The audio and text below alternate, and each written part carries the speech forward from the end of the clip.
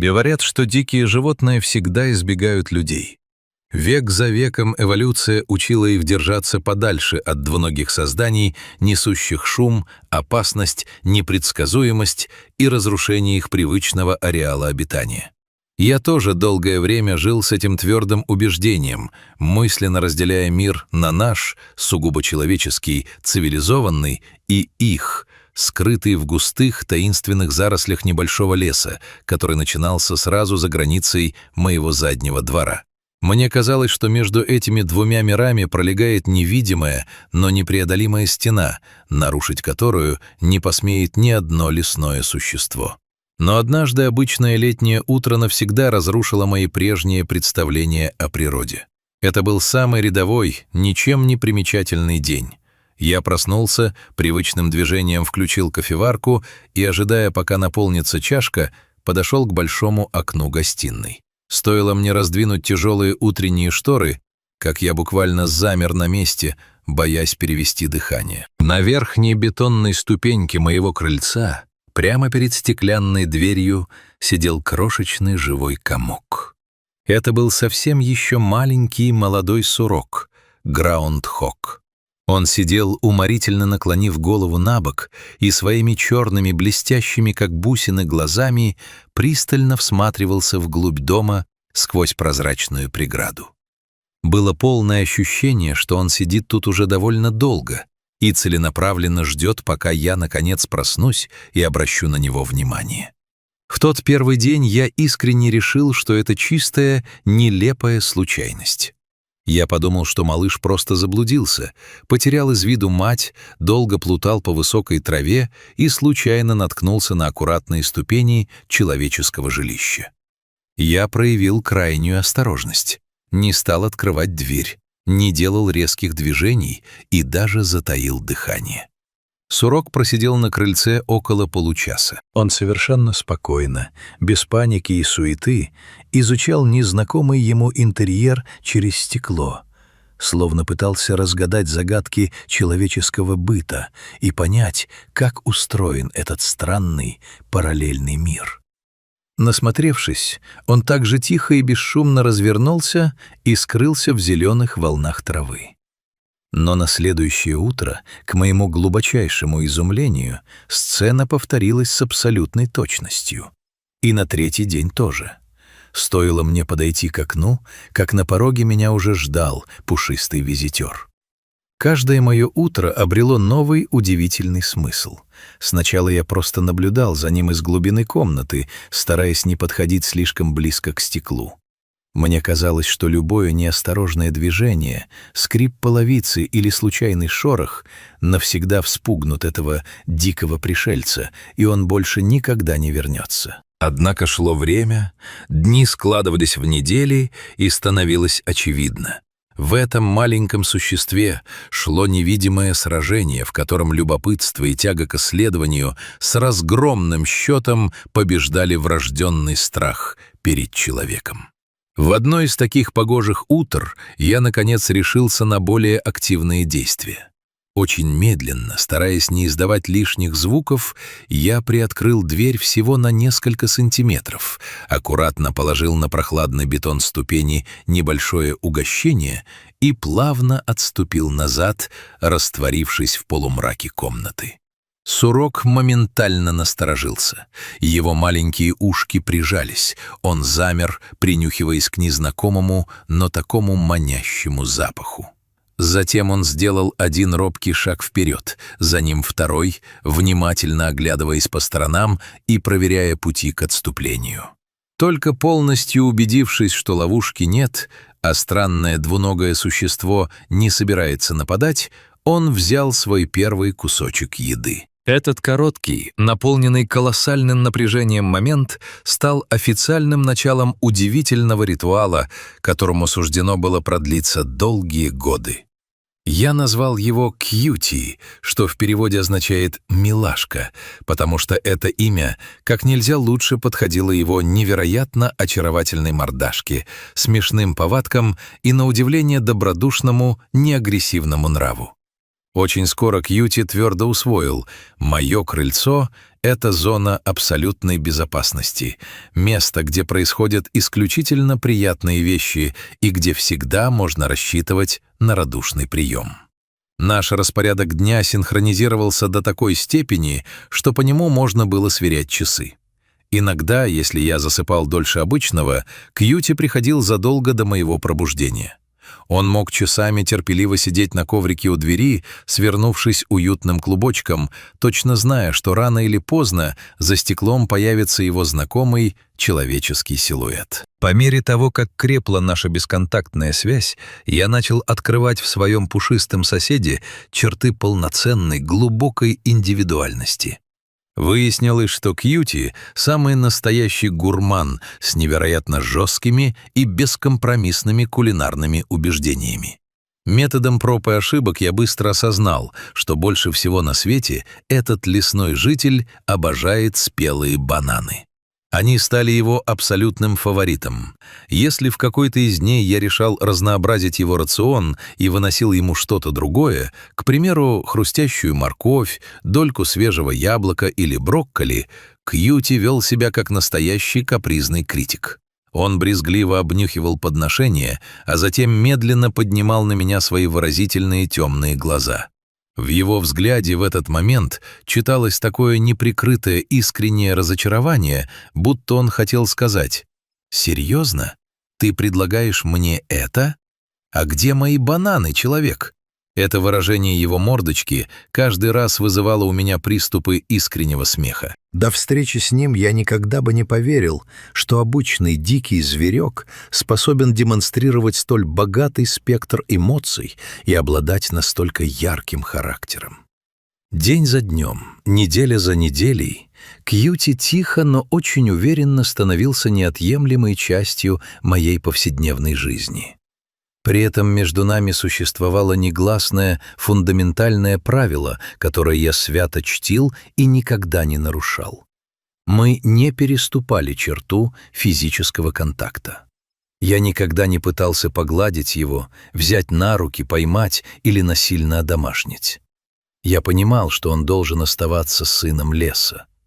Мы просто делили несколько драгоценных минут утренней тишины и покоя на стыке двух миров. И на этой благодатной почве взаимного уважения росла и крепла настоящая, чистая дружба, не требующая слов. Так незаметно прошел первый год. За ним пролетел второй, а следом и третий. К 4-му году нашего удивительного знакомства Кьюти изменился до неузнаваемости. Тот крошечный, испуганный, худенький сурок, которого я впервые встретил на пороге, превратился в крупного, упитанного, невероятно солидного и здорового взрослого самца с лоснящейся шерстью. Но кое-что оставалось абсолютно неизменным — его потрясающая память и верность. Он все так же преданно возвращался к тем самым ступеням, прекрасно помня дорогу и зная, что здесь его дом в самом широком смысле этого слова. Но однажды, когда я в очередной раз открыл шторы, я заметил, что Кьюти пришел не один.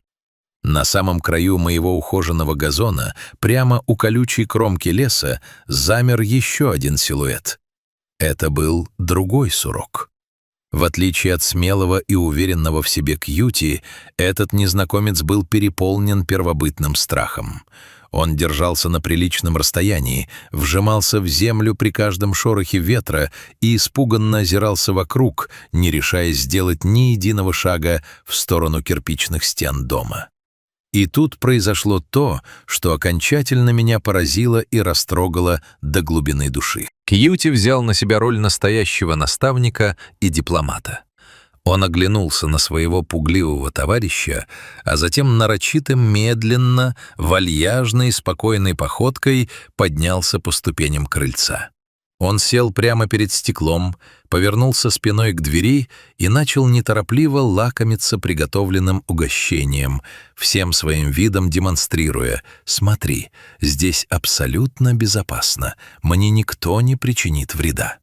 Наблюдая за этим мирным, безопасным пиршеством своего сородича, новичок день за днем, шаг за шагом набирался храбрости.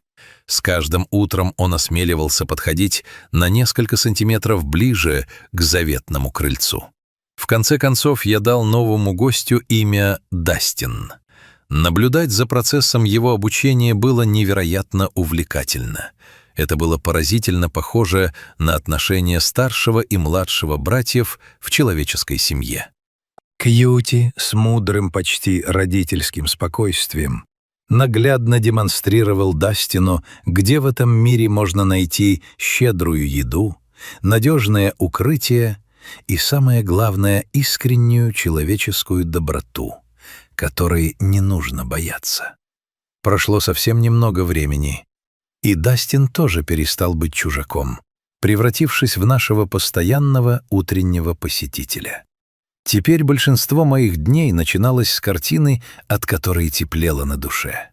На коврике перед дверью сидели уже 2 пушистых толстых сурка, которые терпеливо и чинно дожидались своего завтрака так, словно этот визит был официально занесен в их плотный лесной график. Однако самый большой и ошеломляющий сюрприз ждал меня впереди. Кьюти окончательно повзрослел, обзавелся семьей, найдя себе прекрасную пару в глубине леса, и познал радость отцовства. Спустя какое-то время, наблюдая за лужайкой из окна, я стал замечать, как в высокой траве у кромки деревьев весело и беззаботно резвятся совсем крошечные, размером с ладонь, сурчата. Они гонялись друг за другом, кувыркались и забавно пищали. Мое сердце замирало от щемящего осознания. Кьюти не просто выжил и вырос благодаря нашей дружбе. Он привел свой собственный выводок, свое продолжение, чтобы показать им место, где его когда-то встретили с любовью и заботой. Постепенно мой когда-то тихий и уединенный задний двор превратился в настоящий бурлящий центр дикой природы. Лес за домом словно передал по цепочке тайное знание о том, что за этой стеклянной дверью живут друзья, которым можно доверять. К суркам постепенно присоединились шустрые, вечно спешащие бурундуки. На поляну начали регулярно прилетать важные дикие индейки. То тут, то там мелькали хвосты других лесных обитателей. Я часто с улыбкой шутил в разговорах с друзьями, что мое скромное крыльцо неожиданно для меня самого превратилось в самый популярный и элитный ресторан для местной фауны, где двери всегда открыты для каждого голодного странника. Но среди всего этого многообразия и веселой суеты меня всегда больше всего поражала и трогала одна глубокая философская мысль. У Кьюти есть огромный, бескрайний, свободный лес. У него есть сотни мест, где он мог бы проводить свои дни, обустраивать норы и добывать пищу в своей естественной среде обитания. Он абсолютно ничем мне не обязан, он не заперт в вольере, не привязан ко мне какими-то искусственными узами и не зависит от меня экономически. Дикая природа прокормила бы его в любом случае. И тем не менее, каждое Божье утро на протяжении 4 долгих лет этот свободный лесной житель принимает осознанное решение выйти из безопасной чащи, пересечь открытый газон и подняться на мое крыльцо, чтобы просто навестить своего старого друга человека. Наверное, именно этот факт и делает нашу историю такой уникальной и ценной. Настоящей, глубокой дружбе вовсе не обязательны слова, долгие беседы, клятвы верности или постоянные тактильные проявления. Иногда дружба — это нечто гораздо более тонкое и высокое. Это дикое животное, которое сквозь года помнит дорогу к вашему порогу, и человек, который каждое утро с неизменной теплой улыбкой раздвигает шторы и открывает дверь. Каждый раз, когда я вижу Кьюти, терпеливо сидящего за моим окном в лучах восходящего солнца, я получаю от природы один и тот же важный урок. Самые крепкие, нерушимые узы в этом огромном мире строятся вовсе не на праве собственности, не на контроле, силе или подчинении.